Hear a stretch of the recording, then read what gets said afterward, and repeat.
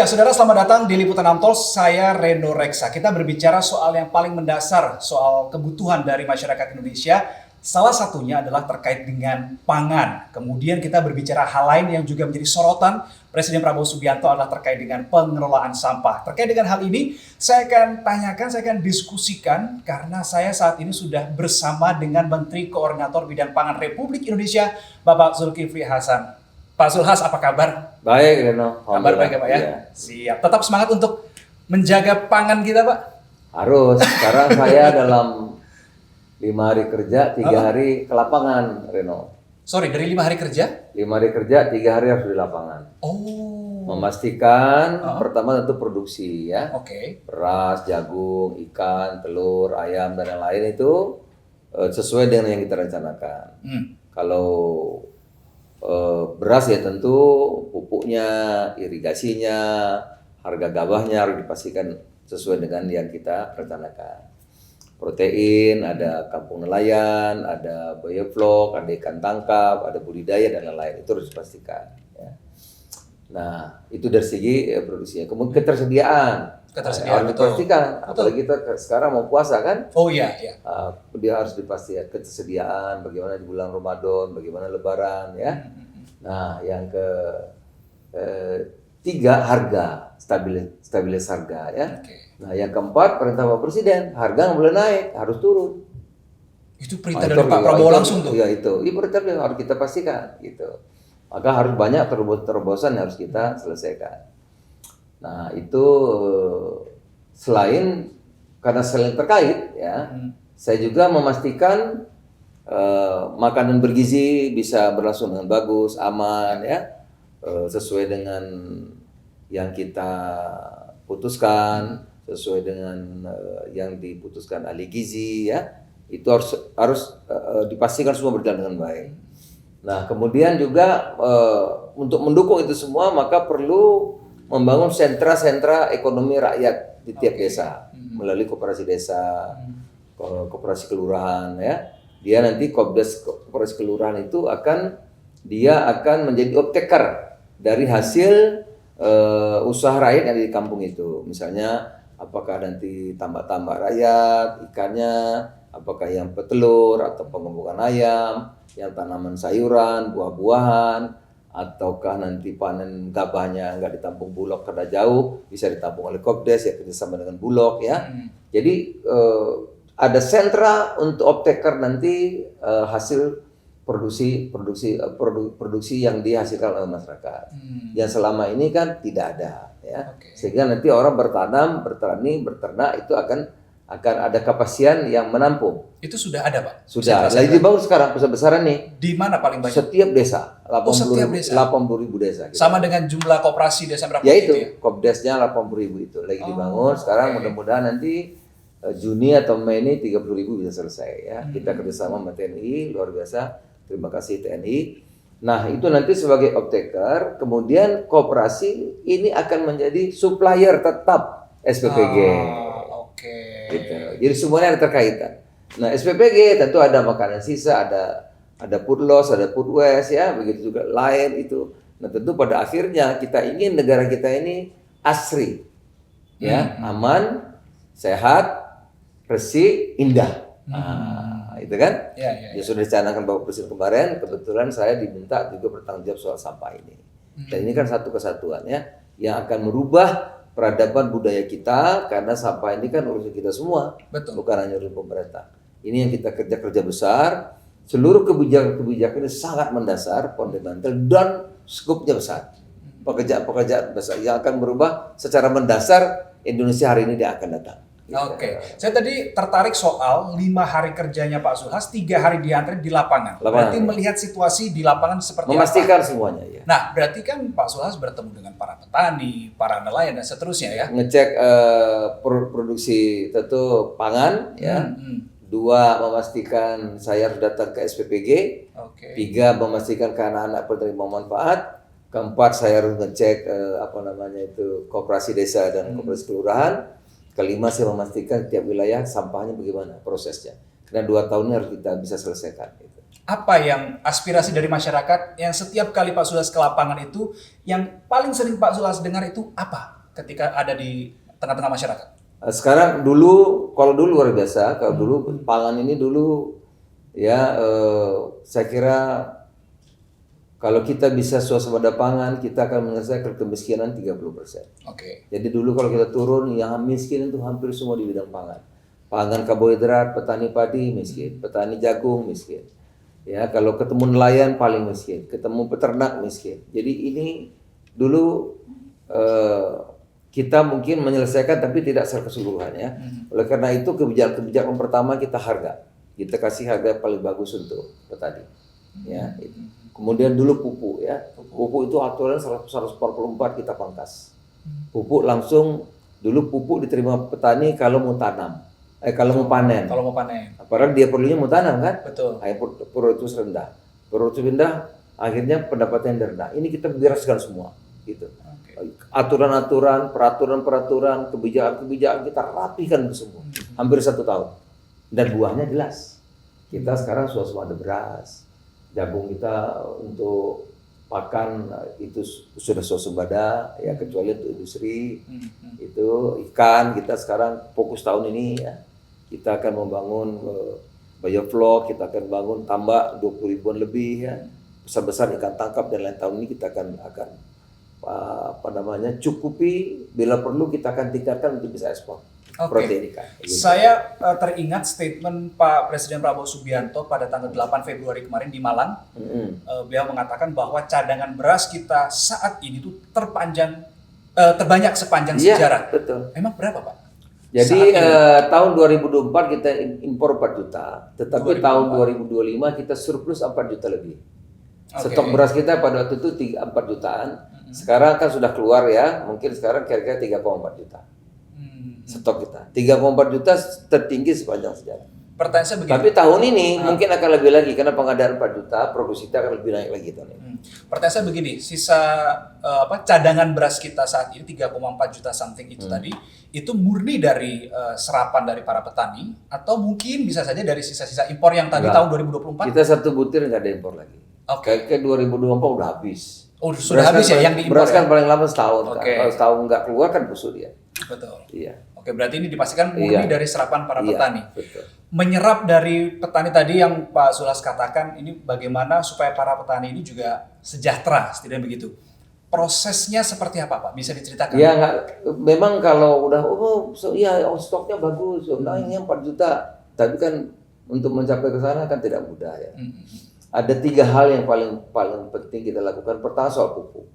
Dulu pupuk itu rumitnya minta ampun. Itu kita hampir 6 bulan menyelesaikan aturan kita pangkas. Akhirnya petani sekarang tidak pernah ngeluh soal pupuk lagi. Pupuk cukup waktu tanam, maka produktivitas naik. 5-10% naik. 2, kita pangkas irigasi. Dulu irigasi yang bangun tuh kabupaten, provinsi, uangnya nggak ada. Ini kita pangkas. PU boleh, pusat boleh. Ini. Yang ketiga harga. Dulu harga 6.000, petani terima 4.000. Tengkulak, rentenir, macam-macam itu. Ya, ini kita pangkas habis. Jadi kalau ada yang petani tidak terima 6.500 ke atas harga gabah, maka orang itu bisa kita periksa. Nah, itu perlu waktu 3 bulan, kita melibatkan TNI, melibatkan Polri. Alhamdulillah sekarang petani terima 6,5. Jadi 3 hal penting itu. 1 irigasi, 2 harga, ya, kepastian harga. Yang ketiga tadi itu pupuk tepat waktu. Ya. Minimal 3 ini. Minimal 3 itu dan sekarang sudah solve gitu ya semuanya. Sekarang sudah semua udah bagus. Nggak ada lagi tuh tengkulak berani di bawah 6.500. Pertanyaan saya gini, kalau misalnya ada temuan tengkulak yang masih usil-usil berani gitu, langkah tegasnya apa Pak? Nggak ada, kita ganti 2 kali lipat. Iya? Iya. Wow. Nggak akan berani lagi. Oke. Baik. Nah, terkait dengan soal yang tadi sebenarnya sudah disinggung swasembada pangan. Kedaulatan pangan ini 1 tidak berani, 2 yang nampung udah banyak. Tiap desa nanti Kopdes ada. Kopdesnya, iya. Ya, siapa lagi? Orang nggak mau lagi dong. Iya. Jadi saya kampung ini di situ beli 6.700, masa saya jual 5.000 kan enggak. Kalau dulu kan enggak, harusnya Bulog jauh gitu. Ya kan? Maka perlu perantara lagi gitu ya kan, calok lagi karena nggak bisa. Karena sudah sampai dusun ada. Petani kalau misalkan mau komplain, itu yang paling dekat jalurnya sekarang kemana Pak? Langsung ke desa. Ada Babinsa di situ, ada Bulog di situ, ada Kopdes di situ, langsung bisa. Itulah gunanya Kopdes ada di setiap desa, itu gunanya untuk itu juga ya. Ada pengurus koperasi desa di situ.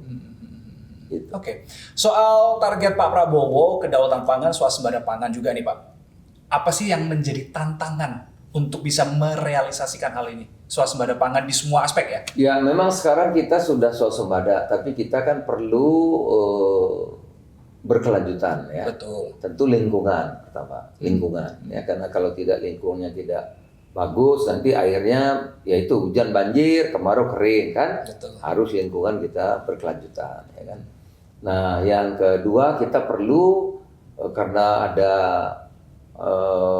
alih fungsi. Nah, sekarang saya baru terima lagi perpres ketua tim alih fungsi lahan, nggak boleh lagi. Saya ketua tim sekarang. Itu mulai kapan Pak? Baru 2 hari. Saya udah rapat kemarin. Oke. Jadi kalau sawah nanti sudah kita putuskan ini tidak boleh lagi diganti-ganti. Mau untuk rumah atau nggak boleh lagi. Ada yang sudah terlanjur, ya kalau dari 2010 mungkin bisa 1 juta. Nah, itu nanti kita suruh ganti. Ya, apakah 2 kali, apakah 3 kali, suruh Itu ganti. 1 juta apa itu maksudnya? 1 juta hektar. 1 juta hektar. Ya, kita suruh ganti nanti. Oke. Ya, ini saya sudah bikin tim pelaksana, tim terpadu untuk menilai, melihat di mana dan sebagainya. Tapi bagaimana mencoba balancing Pak, keseimbangan antara pembangunan mungkin bisa tetap berjalan, dan di lain sisi lahan-lahannya produktif ini jangan Ya, sampai boleh dipakai. tempat lain, sawah tidak boleh lagi. Oh, itu sudah harga mati itu, nggak boleh apa-apa ini. Ya. Oke. Nggak boleh. Ya. Jadi tadi itu kita, oleh karena itu kita harus memodernisasi. Dengan memodernisasi itu akan meningkatkan produktivitas. Contoh ya, contoh. Kalau gula kita nanam tebu di sini, 1 kilo ongkosnya bisa 12.000. Brazil ongkosnya 3.500. Oke. Nah, kita tanam apa lagi di sini misalnya, ya. Jagung ya, jagung ongkos kita bisa 5.500 atau 5.000. Nah, di Tiongkok jagung bisa 2.500 ongkosnya 1 kilo. Kenapa? Karena dia pakai modernisasi, pakai teknologi ya. Airnya, pupuknya dan seterusnya itu diatur sedemikian rupa, mempergunakan teknologi sangat efisien. Contoh begini, zaman saya dulu, kalau saya nanam padi kan satu-satu gini. Nah, ya, kalau manusia yang nanam gini satu-satu, 24 orang 1 hektar 1 hari. 1 hektar 1 hari perlu 24 orang nanam. Oke. Ya. Artinya kalau 1 orang berarti 1/24 kan? Ya, jadi 24 orang 1 hektar 1 hari. Kalau pakai mesin, ya kan? 1 mesin 20 hektar 1 hari. Lompatannya luar Berapa kali? lipat ya. 24 kali kan? Iya. Nah, atau cara mupuk dan seterusnya. Kalau pertanian modern biasanya tuh dia bikin satu pengairan, ya, pupuk ditaruh di airnya, nanti sawahnya diairi. Tapi nanti airnya balik lagi. Nah, water lagi, balik lagi. Irigasi kita, kalau kita kan irigasi kita masuk ke sawah, sawahnya disemprot, airnya hilang, pupuknya boros. Betul. Gitu. Itu maksudnya kita perlu mekanisasi dan memodernisasi. Itu sudah terliterasi pada para petani Pak di Indonesia? Iya, bertahap ya. Itu tuh yang milenial yang harus kita ajak seperti itu ya. Kalau udah yang 70 tahun, 65 tahun ya agak sulit gitu. Maka kita mulai dengan yang di Pak Merauke, yang di Wanam itu tentu harus dengan memodernisasi pertanian. Soal alat Pak, betul ada modernisasi betul.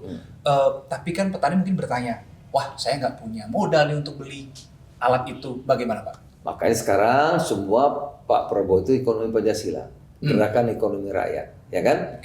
Perbankan sekarang hampir semua untuk mendukung ekonomi rakyat. Nah, kalau dulu kan enggak, muter gede-gede aja kan? Kalau sekarang tidak. Hampir 1.700 triliun itu anggaran untuk rakyat. Gitu. Ya. Baik. Kalau misalkan ini masih soal spirit untuk mewujudkan swasembada pangan untuk yang berkelanjutan tadi yang Pak sudah sampaikan.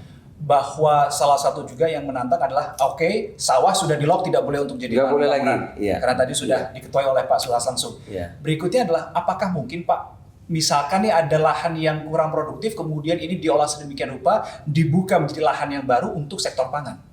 Ya tentu. Kita akan mengembangkan 1 sampai 1,5 juta sawah yang baru, pangan yang baru. Ya. Ada lagi nanti di Papua itu kita akan mengembangkan etanol, berarti dari tebu atau dari singkong. Ya, juga akan menambah perluasan tetap perkebunan sawit untuk kita menunjang biofuel ya untuk solar gitu. Karena kita arahnya nanti perintah Bapak Presiden kita harus swasembada pangan, harus swasembada energi. Itu berat itu Pak. Tidak mudah. Tidak. Oleh karena Challenging itu. Oleh karena itu kita perlu penambahan lahan-lahan untuk perkebunan tebu, singkong, sawit, sawah dan lain-lain. 1,5 juta itu mostly di mana? Sebarannya maksud saya, pembukaan lahan baru. Tentu kita punya daerah yang luas yang sekarang ini belum kita optimalkan, ada di Papua, ada di Kalimantan. Kan kita ini sekarang hampir semua Jawa, dikit-dikit Jawa. Nah Jawa penduduknya banyak, lahannya terbatas. Kalimantan luas, ya kan? Kemudian Papua luas, tentu penduduknya sedikit. Oleh karena itu tentu perlu mekanisasi, ya, perlu teknologi dan lain-lain. Oke, ini kan kita lagi ngobrol soal lahan ya, Pak Sulas dan juga saudara. Saya kalau ngomong lahan itu, saya jadi tiba-tiba teringat soal beberapa waktu kejadian di Sumatera. Yang saya baca memang sudah ada sanksi-sanksi yang diberikan kepada, ini terkait dengan hutan Pak sebetulnya Pak. Ya. Sanksi-sanksi yang diberikan pada sejumlah perusahaan ini update-nya sampai sekarang sudah ada mungkin estimasi berapa perusahaan yang dikenai sanksi terkait dengan ini Pak?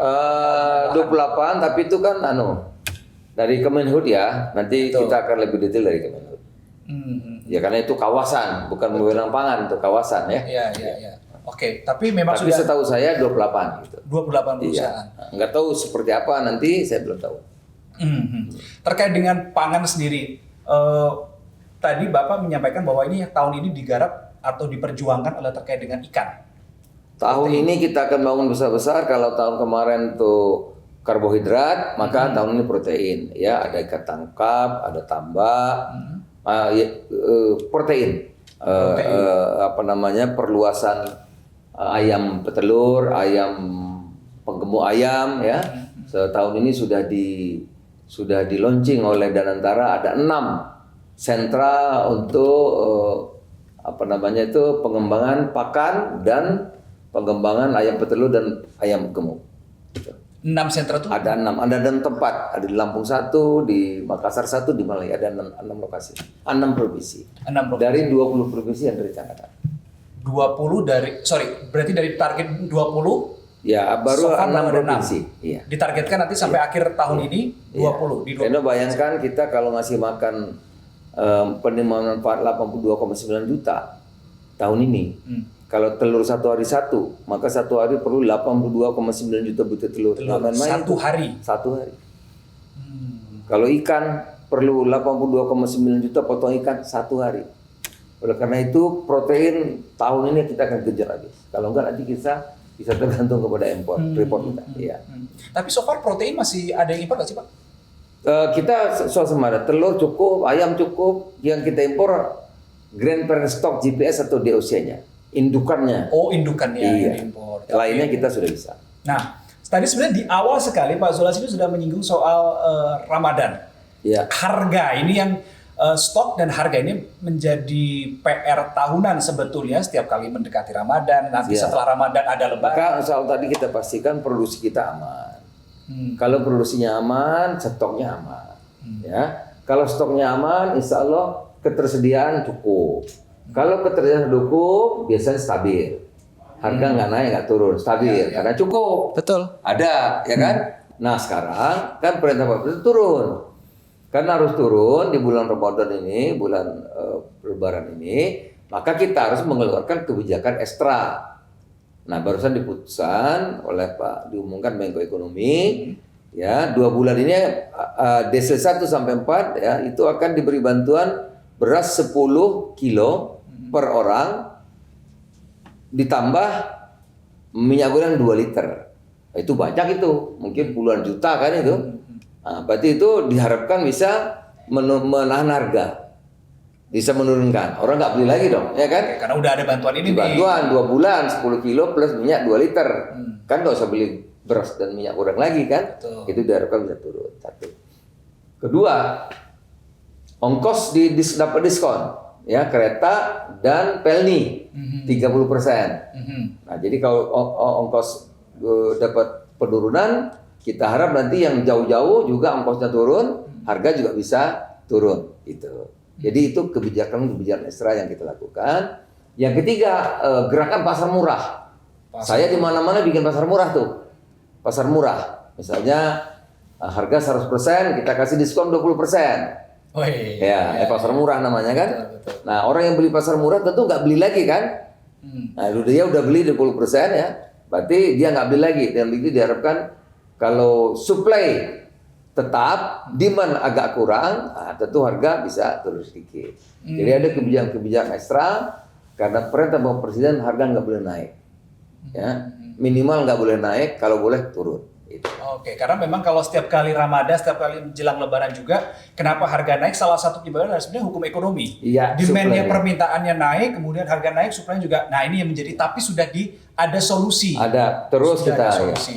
Kan kita udah pengalaman kemarin Natal tahun baru, Ya, Lebaran tahun lalu, Betul. udah berapa kali kita alami dan kita laksanakan itu berhasil. Alhamdulillah. Ya. Nah, Apalagi sekarang stoknya cukup, ya. Oke, cadangan juga cukup banyak begitu ya. Cukup banyak, ya. Nah soal pasar murah tadi, kategori yang bisa membeli itu di pasar murah itu apakah ada kategori masyarakat tertentu atau umum bebas? Ya pasar murah biasanya tuh levelnya kan RT RW desa, dikasih kupon gitu ya. Tapi kadang-kadang ya datang susah ya kan kalau ada barangnya kan yang beli belum tentu ya memang ada kupon ada gitu. Tapi pada akhirnya ya siapa yang belanja lah. Gitu. Oke, Ya. baik. Misalnya minyak kita, minyak kita itu kan sebetulnya minyak untuk curah. Karena minyak curah dulu kurang bersih, kurang higienis, saya ya, sebagai Mendak saya gantilah minyak kita yang pakai kemasan. Ya. Jadi sebetulnya kemasan minyak kita itu hanya untuk di pasar buat ibu-ibu di kampung yang belanja di pasar tradisional. Tapi minyak kita sekarang semua orang beli minyak kita. Ya kalau barangnya kurang gimana? Itu minyak kita itu adalah minyak yang harganya orang nggak boleh untung lah kira-kira ya. Itu untuk pengganti minyak curah yang di pasar-pasar tradisional. Betul. Lah sekarang pasar modern juga minyak kita yang Mau ngomong apa lagi? Ya kurang pasti gitu. Kurang.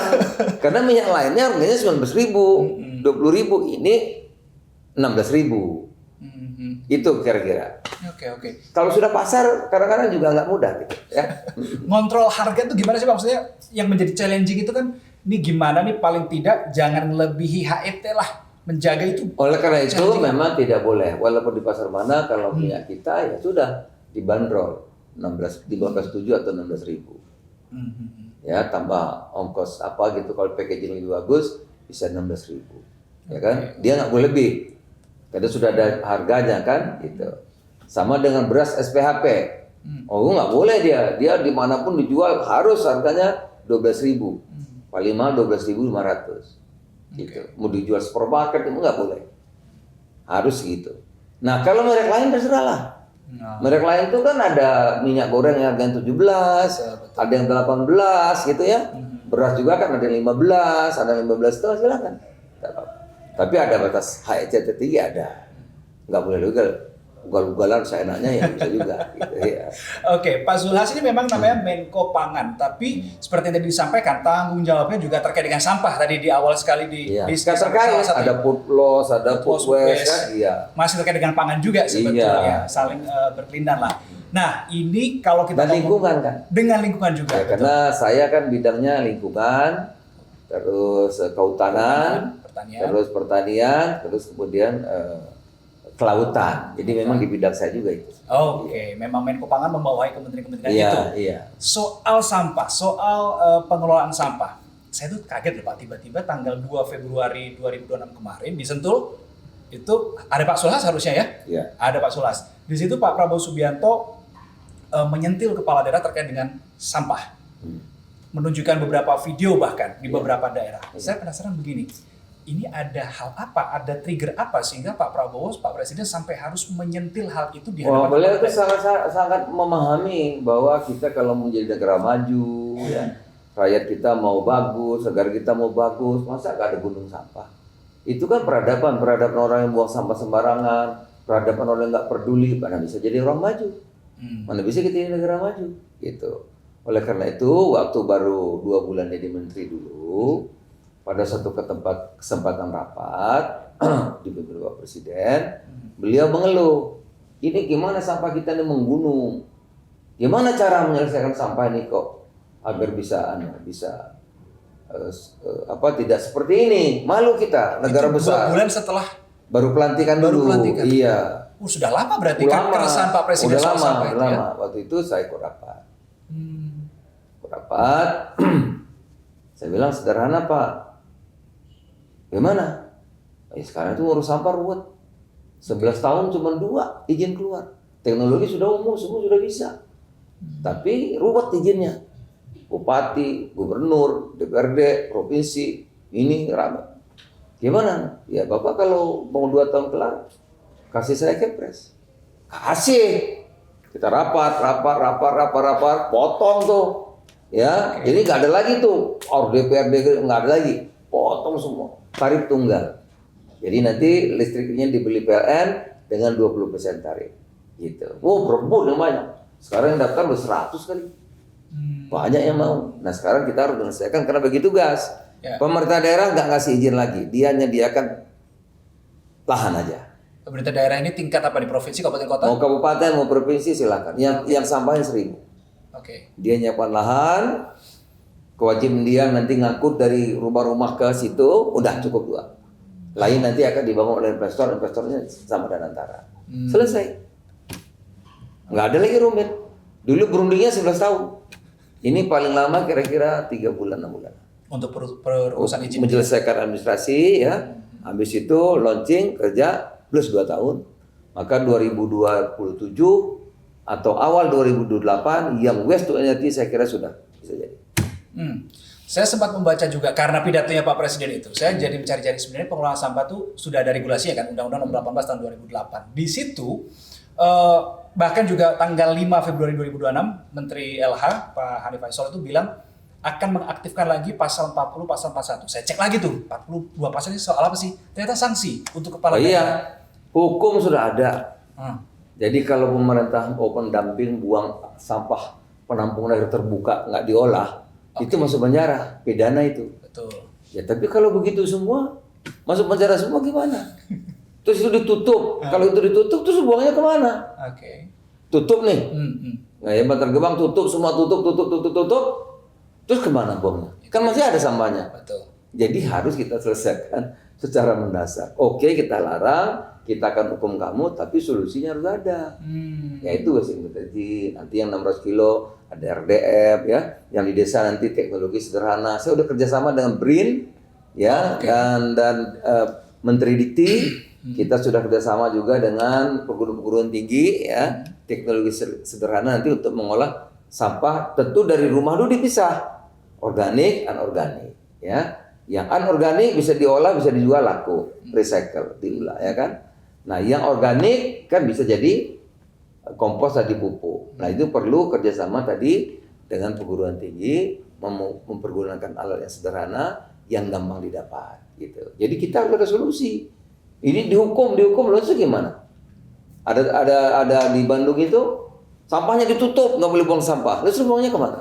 Bingung juga ya buang ya, dia punya tanah, dibuang tanah dia. Oh tetap juga benar-benar masuk nggak boleh juga. Nah, terus akhirnya dia bakar, dibakar malah rusak lingkungan. Terus gimana gitu? Jadi melarang iya, oke, tapi solusinya apa? Gitu. Oke, dong. Tapi menjadi bahan pemberitaan kami juga sempat ada di beberapa daerah itu sampah tuh yang sampai di separator. Mungkin Pak Zulhas pernah melihat beritanya ya, sampah-sampah itu di pembatas jalan ada, kemudian sampai menumpuk. Setelah ramai baru tuh Pemda ngangkutin dan sebagainya. Ini apa himbauan dari Pak Zulhas? Sekarang sampah kita harus selesaikan secara mendasar. Oleh karena itu yang 1.000 ton saya sudah rapat semua itu pakai waste to energy PSL itu ya, sampah diolah jadi listrik. Tapi yang di bawah itu ada namanya RDF ya. Di bawah lagi nanti ada yang dipisah tadi ya. Sampai rumah nanti harus dipisah organik dan Anorganik. Gitu. Harus ini. Dan ini harus kita tantangan sosialisasi. Harus punya kesamaan pandangan. Harus ada pengertian yang sama seluruh rakyat Indonesia. Ini harus jadi budaya kita, gitu. Kan nggak bisa cuma mesin. Ya kalau cuma 30 tempat itu baru menyelesaikan 15% sampah. Tapi kalau kita masih sama, buang sampahnya masih seenaknya, organik, anorganik campur, ya kan bisa selesai. Itu yang saya maksud habit masyarakat, Pak. Lah ya, harus.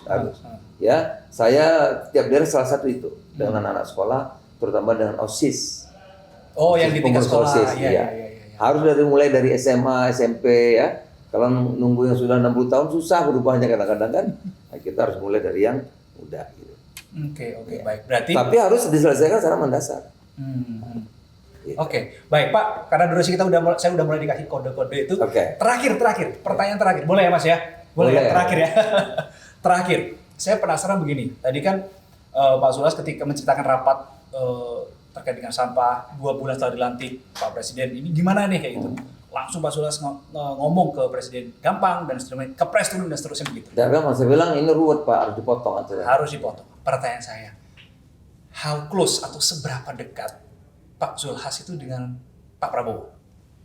Ya, kami itu kedekatannya itu kalau keluarga itu kan kedekatannya itu kalau ada kakak keluarga itu kan biologis ya. Ya kan ada kakak ada garisnya. Ya. Kami itu ideologis ya. Jadi ada yang tanya sama saya, Pak, orang-orang dukung Pak Prabowo 2 kali. Bapak gimana? Lu kok tanya saya? Saya ini 3 kali kalah aja nggak apa-apa kan? Saya dukung kalah terus ya nggak apa-apa. Kenapa? Karena kita punya kesamaan nilai. Apa itu? Kita punya kesamaan nilai-nilai perjuangan. Kita ada kesamaan bahasa politiknya ideologi ya, atau kebijakan yang sama. Ya, Pak Prabowo itu seorang patriot ya, Pancasilais. Beliau itu dapat pengetahuan langsung dari ayahnya, pejuang 45. Jadi memahami betul Indonesia juga sekaligus cita-citanya, perjuangannya, tapi juga tahu solusinya gitu ya. Jadi nilai-nilai ideologi perjuangan itu sama betul sama kita. Jadi kita ini setia kepada perjuangan, setia kepada kebijakan-kebijakan, setia kepada keberpihakan, dekat itu. Gitu. Dekat secara ideologis. Iya, dekat, sama. Kopdes sama, memang kita sama. Lihat pidato beliau di World Economic Forum kan, kita harus menghilangkan kemiskinan. Sama, kita ini pengen betul. Sama gitu. Ekonomi harus gerakan ekonomi rakyat, maka lahir koperasi desa. Ya itu yang kami perjuangkan. Saya ada di politik, ya itu sama. Gitu. Jadi kedekatannya itu nggak bisa dipisah. Sama gitu. Oleh karena itu kalau boleh ada satu doa ya saya minta Pak Prabowo tetap menyala. Nah, itu aja. Tetap menyala. Kan nggak mudah juga kan? Dari ekonomi pasar bebas begitu sekarang mulai agak terarah kan gerakan ekonomi rakyat. Tentu ada yang marah kan, nggak gampang. Dulu saya minta menertibkan tambang-tambang ilegal, nggak berhasil saya. Waktu saya Menteri Kehutanan itu bertahan seminggu, gitu. Poin Pak Prabowo kan luar biasa gitu. Jadi cita-cita yang sama, nilai-nilai yang diperjuangkan sama, kebijakan sama. Kalau dibungkus bahasa politik ideologi yang sama. Itulah dekatnya. Kalahnya 15 tahun, ya nggak masalah. Nah, ada yang tanya, gimana? Saya bilang, kalau di bidang pangannya selesai, 30% kemiskinan bisa diatasi. Kalau selesai ini. Dan itu diserahkan kepada kami. Saya tahu, nggak cukup 5 tahun. Nggak selesai. Lalu? Ya nggak selesai. Programnya mendasar. Karena program ini adalah program sangat fundamental, mendasar, dan skupnya luas. Koperasi aja harus 80.000 goyangnya. Yuk bangun satu gedung aja Berapa lama? kalau ini 80.000 gitu. Ya harus swasembada beras, swasembada gula, swasembada ikan, semua harus kita kerjakan. Gerakan ekonomi rakyat, ya, menghilangkan kemiskinan. Ya, bangun sekolah rakyat. Rakyat yang terlantar harus di sekolah. Ya, karena kewajiban negara menurut Undang-Undang Dasar. Ekonomi kita ekonomi Pancasila. Kita ini kekeluargaan gotong royong. Harus bareng-bareng maju, masyarakat harus maju. Gitu, ya kan? Masyarakat harus terdidik, masyarakat harus cerdas, masih makan. Ya kan? Kalau makan cuma 2 tahun kan belum. Nanti terus gimana? Belum Gitu. diselesaikan. Iya, oleh karena itu ini memang perlu waktu ya. Saya kira begitu. Oke, baik. Terima kasih Menteri Koordinator Bidang Pangan Republik Indonesia Bapak Zulkifli Hasan sudah berbagi, sudah berdiskusi, sudah spill tahun 2026 ini akan ngapain, akan bikin roadmap seperti apa untuk bidang pangan di Indonesia. Kita nantikan bagaimana kerja-kerja dari Pak Zulhas dan jajarannya. Terima kasih Pak Zulhas. Makasih. Makasih. Dan saudara, itu tadi adalah Liputan Talks untuk kesempatan kali ini. Kita akan jumpa lagi di lain waktu. Saya Reno Reksa. Salam SCTV.